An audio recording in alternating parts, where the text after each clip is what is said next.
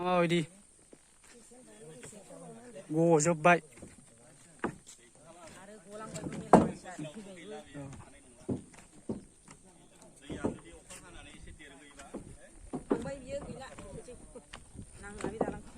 गारि गिदिर बारजानाय नङाना बे दालाङाव मानसि लोमजानायखौ माजों लाङो मादै बाननानैसो लाङो मा गामि होनो बेखौ बरबिलगुरि ना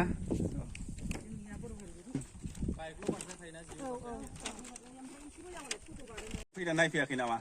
खयबार नायनानै थाङो नायनानैल' थाङो बयबो ओमफ्राय जाया ओमफ्राय दालां जानायनि स्किमफोर जायाखै नामा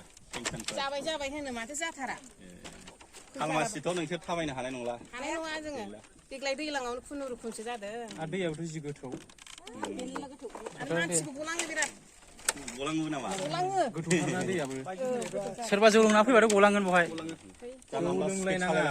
मोनायाव फैबानो गलांगोन बेयाव खालमासि बे गैखाला आरो जुदि अखा मोजां हानानै दै देरबा आंनि मेगनजों नुबाय दंफांफ्रा बुरि जोब्बाय बे गैला बे गाहायनाथ' आरो खाथ्रासिनबाव ना खुनुरुखुम बे औवा बुरखा गायनानै दोननानै खुनुरुखुम थाबथानानै दं बे औवा बुरखायाबो सुरिबाय गैला खालमासिसिम सोलिनाय नंला गामिनि बानायनायसो आरो बेबादि दालां नुफैदोंमोन नामा अबावबा बेरायनायाव आङो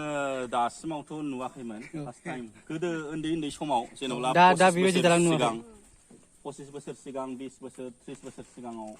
माने मोनफ्रोमबो गामियावनो बिदिखामोन नालाय जेनेबा लामाथ' गैखायामोन गोदो जेनेबा 25 बोसोर 30 बोसोर माने दानि जुगाव बेबायदि दालाङा थाथावला आरो मानो होनबा डेभेलप मडार्न जाजोब्बाय आरो जोंना बर'फोरना सुक्ति खालामनाया मोनथाम जाबाय सुक्ति मोनथाम खालामसेयावबो जोंनि बे बिटिसि ओनसोलाव ना बर'लेण्ड ओनसोलाव बेबायदि लामा आरो दालां थानाया माने लाजिनांथाव आरो परिबर्तनाव नोङो दाबो सोलायाब्ला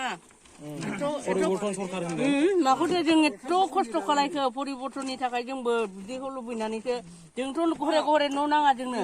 जोंनि फिसा फिसौनि थाखाय सुबिदा होदों आंनि फिसाया गोलैखांबायथ' आरो मेरला मानसि गोलैयो आंनि फिसाया हौवासाना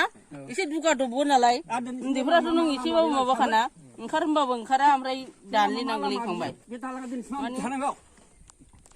जोंहा बे नङाबानो जाया मेन लामाया बेनो गरायमारि बोजोंनिफ्राय हारसा बर' बिजों फैजोबो कलेज थिपकायाव गरायमारिनिफ्राय फैनाय गासिबो